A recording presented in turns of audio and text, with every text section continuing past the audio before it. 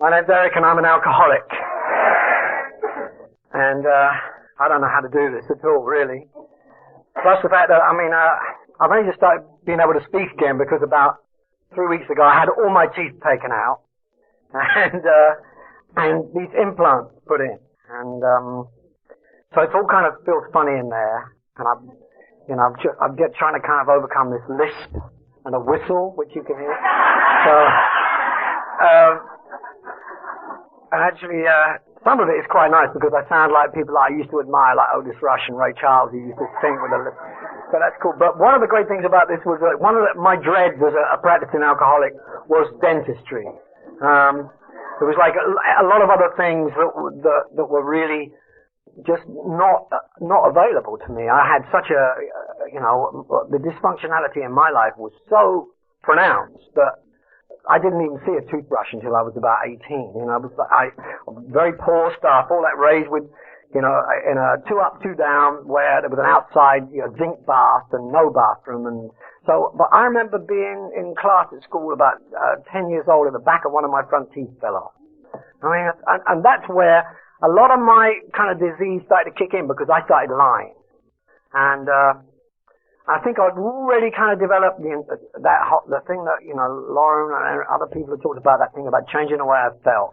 I started changing the way I felt right then, and obviously before, because my teeth fell off because of sugar. And I started eating sugar. I can't even remember when I was probably 5 years old. Sugar on bread and butter. And that was like, it was like a post-war thing in England. That's what you did. Poor families did that.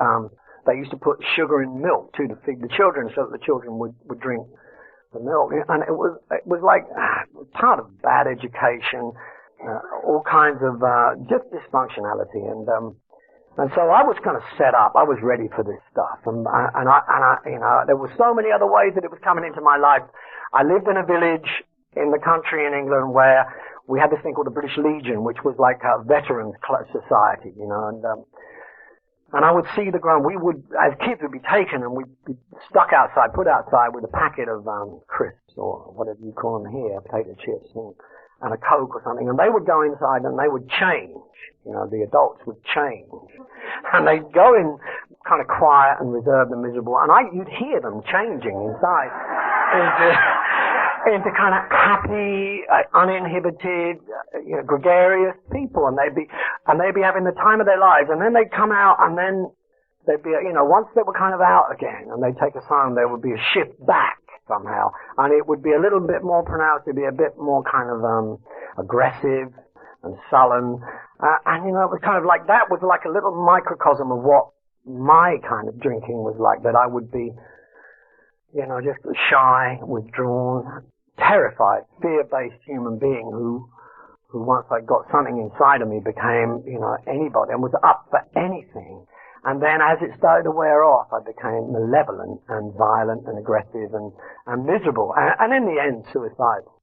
And that's what brought me here. And I, the one thing that you always, that I go over and over in my head, and whenever I think about what I'm going to say at a meeting, is that apart from being blessed, I wonder why I was chosen for this and why we get to be chosen. I wouldn't even think about how that affects you, what you think about that. But I know for me, I don't understand why some people don't want this. I've done some 12-step work where I've brought people to the door and I've seen them turn away and walk away. And I've seen others die, deliberately die when confronted with the whole notion of getting honest and looking at their past and trying to do the work that is involved. And I don't understand why they didn't want to do it. And why me, why you, why we get to be fortunate enough to the miracle I'm talking about is the wanting. That's the miracle in my life, is that I wanted this enough to do the hard work. And I found it pain. I'm sure we've all found it pain. I'm sure the newcomers find it very, very pain. I can't even remember. That seems like a fog, like there's a fog between me now and where I was at then. Because I know I was just driven by fear, and I remember coming to meetings trying to impress everybody with the fact that I'd been around for a while. So, You know, how does a newcomer do that? You know, I wanted everyone, it was impossible. I wanted to pretend like I'd done the steps. I wanted to pretend like I was, 3 or 4 years sober when I was only 6 weeks. And that, the pain of that, the pain of that self-consciousness, of the pain of asking for help, that to me was very, very hard work. I don't know anybody who seriously works on this program who finds it easy, because it's not supposed to be, because it requires that we put one foot in front of the other. And the most courageous people in the world, in my book, are recovering alcoholics, the people that walk through that door. And on a day, and that's still the same for me now, driving up here tonight. I have to hand it over. I have to hand it over to my higher power, because, and that's easy for me now. I just say, I don't know what to do. Get me there. I mean, I pray about like each mile of the road I'm driving. Get me there safe. Get me something to eat. Let the people be nice to me. And then and try to keep me from talking about what I think. Because that is a complete waste of time. And they all know. It's like we're all kind of experts on one fucking thing or another. But so. And I just hope that he, sometimes he answers most of my, but he got me here. It's like, I think it was Ted said that, that whole thing about, I'm paying back. Because I prayed all through my drinking to be got out of every situation I was in, to be relieved of this, to be got through that, and I'll never do it again, and I'd do it again, and I'd ask, and I was always delivered. Now, and that's the other thing, is why was I, and so and the thing is, it really is none of my business. That's the kind of the kernel of it all. Is that I don't think I'm supposed to know. And whether I think I'm supposed to know or not doesn't make any difference, because I'm not gonna ever find out. I don't think I will. It's only when I look back on the path that I've already traveled that I see how, when I've been there meeting that person, there's been some kind of connection where they meet another person that somehow brought to the program or something, and then I see that every girlfriend I've ever had, or every journey I've ever taken, has been in order for me to do some. It's all about service, and the thing is that I can't govern that. I have no control over it, and really all I've got to remember to do is just show up, and the rest is done for me. Because I don't, the minute I try to figure out how this works, I don't need to come here anymore. And that's a frightening thought, because I know people that do, and I guess I know some that do, and it's like, well, I'm getting off on a tangent, and they turn into lecturers and they turn into experts, and that's not what I want. I like to hear people that are, around a long time who still say, I don't know how to do this, I don't know what, I'm frightened, because then I know that they're human, and I can, because it's like I go back to that thing of authority. I can't be around authority. I need humility. I need humility as an example. I need to see that someone could stay sober a long time and not become authority, not become, like a governing body, not become an expert, that they can retain their innocence, that they can be childlike and still be adults, And that's what, I find that here. I don't find it anywhere else. And I know there are great people out there without programs who just seem to be on the path, and I do meet them from time to time. But if I want to be guaranteed to that kind of exposure, I come to an AA meeting, and I get it here. And so I mean, my story is very, very simple. I just, I'm just the same as everybody else here. It got hairy, it got good, I crossed the line, it got nasty, and someone, and I don't, with that whole thing about, I knew for a very, very, very long time that I'd crossed that line. I don't remember crossing it, but I knew for at least the last 10 years of my drinking, I think, that I had to stop. And I remember waking up, coming to, and thinking, well, today is the day. I've got to stop this today. And I don't want to tell anybody about that, because I don't want to make any promises to anyone. So this is something I want to do on my own. And then when I've done it, I can say to somebody, look, I've stopped. But I'll just have a drink first to kind of like get there, so that my mind can function, so that I can figure out how I'm going to do it. And of course, the first one wouldn't even go down. It would just be my body would reject it, and I'd be dry heaving, and then it would be like, and it was vodka, you know, was all it was in the end, I'm sure. Most of us know that one. And finally, the third or fourth one would go down, and then I'd be fine. And I'd think, right, now, so how would I go about this? I don't know. I'll take the bottle down to the other room, and I'd move around the house, you know, postponing the actual whatever it was I thought I was going to do, postponing it until the bottle was empty, and I was passed out again. And you know, while I was doing that, I was thinking, well, this afternoon I'll stop, you know. And of course, this afternoon was gone, you know, and I'd wake up and it would be dark, and I wouldn't know whether that darkness was morning or evening. I mean, I didn't know. I'd be at home and I didn't know where I was, you know. I was. And I was married. I had a very successful career, and this has been a great thing for me in my journey, was being able to tell people that acquisition is not it. Because by the time I was 23, I was a millionaire with the gift that God gave me as a musician. I was making money without wanting to make money. I didn't have to stop it coming in, and I tried very hard, believe me. And I would leave every band. The minute they thought they wanted to be on TV, I was gone, you know. There was the anonymous part of this program was very familiar, because somehow or another I wanted that for me anyway. I wanted to be able to be good at something, but without anybody knowing it. But I did want them to know at the same. It was like that whole paradox of, I don't want you to know, but I want the kudos.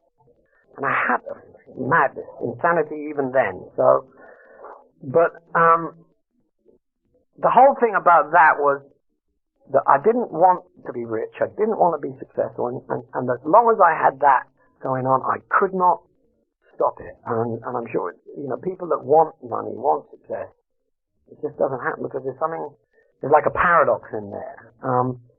But I do know that having all that stuff, and having a beautiful wife and a great home and a career that just shone, you know, no matter what I tried to do to destruct the whole thing, it kept getting better and better. And in spite of all that, at the end of each day, I was considering suicide.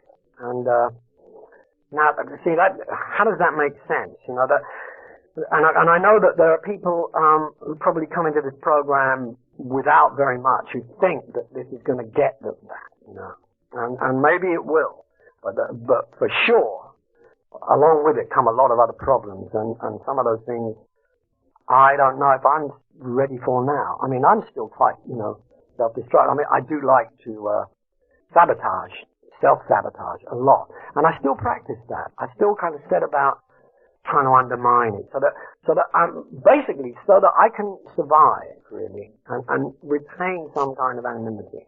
So for that part of me, I'm very lucky and blessed in that I did, for instance, have a fairly strong belief in God when I came here. That was not a problem for me, and I did want to be anonymous. So when people came up to me at meetings and asked for my autograph, it was easy for me to say no. You know, I'm Eric the alcoholic. And there was a time, I think, where there was definite conflict in it for me, that when I first got sober, which is a long while ago now, it was back in 1981, I went out on the road. You know, I went out on tour, and it sounded like shit, and and it was an awful experience. And of course, it was everything. I was in treatment, and everyone said, counselors and fellow patients alike said, you know, don't do anything. It's like that whole thing. Don't do anything. Don't get involved with anybody. Don't make any decisions. Don't do anything for a year. And within 6 months, I was touring America on a massive scale, hating every minute of it, and being around very, very dangerous situations all the time, and really kind of feeling miserable. And I suppose, you know, I was on the way back, and I relapsed as a result of that. And I went back into treatment, and in that period of time, being back in treatment, I had to confront the idea that, you know, that was, I was either going to come back here as an alcoholic above all, or I was probably going to die, you know. And this was, I mean, I have it in spades, this disease. I really do. I have it on every level. I mean, I project all the time. I'm a fear-based guy. shame. I go into shame spirals at the drop of a hat. I'm getting better, like Lauren said, I'm improving, but I don't do anything. I mean, all I do is I come to meetings and I pray that God will do most of the rest. I will try. I work the steps, but I'm very conscious of the fact that my defects are not really mine to control. I mean, I've never been able to, like someone else said, I don't know how to hand it over. I still don't know quite how to hand it over, other than to try and help somebody else. You know, when I get into that predicament about self-obsession, I kind of got a switch where I think, well, think about somebody else. Go and do something for somebody else. That's my way of handing it over, but I don't know if that's the right. I mean, it's the way I do it. But for me, it's tough, you know. And the thing about where I've had to work very hard is being, you know, having this kind of celebrity as a musician and being like on the media, and you know, and there's recently been a thing where I've put together a center in the Caribbean to help people, and I realize that that's not an AA project. You know, I've had to kind of really work hard on my boundaries around this stuff. Is that, you know, treatment centers are not AA. You know, that's like they work with the 12-step program and they advise, but nevertheless, you know, and it's still a separate issue. And when I was confronted with these people that, you know, that I put together to make this thing work, they said, well, you're going to go out there and have to go out there. You're our only asset. Nobody knows this fucking thing is here. You've got to go and tell them that it's here. You've got to, and in order to do that, I said, well, what am I going to do? I go on 60 Minutes, do the Today Show, I do like all kinds of fucking magazine and newspaper articles. And in the course of that, I'm on the edge the whole time of breaking my anonymity. And that's been a real tough thing. And, you know, that's given me, that whole exercise gave me a great learning curve about how important my anonymity is to me. And it is really about my boundary, about, you know, how much because now I've got to the point where I love this thing we have. I love it above all. And even when I say that, I can feel a tingle coming to me because it's a spiritual thing for me that what we do and the way we help other people and ourselves in the process is not to be fucked with. It is not to be compromised. Yeah. And I didn't, you know, and it's like, it's amazing how when people are faced with that, how it tantalizes people. You know, like, I remember my sponsor being involved in the kind of sort of business project where, you know, they had a long conference with these other people that he was involved with on some business thing, and it was all folding, it was getting crazy. And somehow or another, he sorted it all out. And after the meeting, one of these guys came up to him and said, you know, I don't know how you did that, and it was brilliant, but what's your secret? What have you got going on? And he said, well, it's nothing to do with me, and it is a secret, you know. And that was like, that's what it. And I love that, you know, and that guy, you know, he's got 20 years and he is like a saint to me, but he's one of those guys that says, I don't know. I mean, I just go to meetings, you know, and I love that. But it is very difficult. I've had to do a lot of work going to talk to people in treatment centers, saying, like, you know, that primary purpose, you know, when we read the preamble, our primary purpose is to stay sober and help other alcoholics to achieve sobriety. That is my primary purpose. And I've had to be, you know, my primary purpose is not making sure this fucking treatment center works. My primary purpose is, if I get the opportunity, going in there and telling the alcoholics in there, the recovering people that want to stay sober, my story. Not what I think, or not, you know, please get your other pals to come in because we need the money, you know. But seriously, just to be there so that they can see that I'm a guy with a load of money who's had a great career, but who still occasionally thinks about suicide, and, you know, although that's got a lot better, I can assure you. But that is not it. That it is about peace of mind, which comes from other people, comes from our common welfare. And that's what I always rely on, you know, that in any given difficult situation, there's two options for me. One is to isolate and try and figure it out, and eventually fucking self-destruct and go down the road that I've already traveled. The other one is to come here and ask you for what you did when you had the similar experience. And that's the one I've chosen most. And it works. And it is usually, I'll avoid people that try and, proselytize or lecture or tell me what they think. I will say, well, tell me what you did when this happened to you so that I get the experience. And usually it is the simplest thing imaginable, and that's what works. And, so that's it for me. I flew all this way to come to this meeting and, I'm really glad to be here. I had no idea. I remember actually driving up the coast thinking that about 20 years ago I came up here to make a record at a place called Shangri-La, and man, is it different now? I don't know if it's still there, the place, but some of those guys are dead, one of them's and this was a group called The Band, that was a great band, and one of them hung himself, and he was like, we drank together. He was like a Grand Marnier freak. He drank Grand Marnier out of the bottle, and I love, that's a man's way of drinking, and he hung himself, and I've seen so many people, lost so many friends who didn't get this light shone in their lives, and which brings me back to that thing, is like God somehow or another chose us, and now we get to choose, and that's the other thing about this program that I love the most, is that I have a choice today. And like Lauren also said, I can look back and see that it's all been choice. And it still is, I can choose. And I am responsible for my own happiness and for my own life. I am totally responsible today. I don't blame anymore. I try to still, on occasion, because I am an alcoholic. And I will always act in that typical way. My first response is usually to, fuck it, it's his fault, or her fault. And then I modify, and then I act. I act usually on the modification.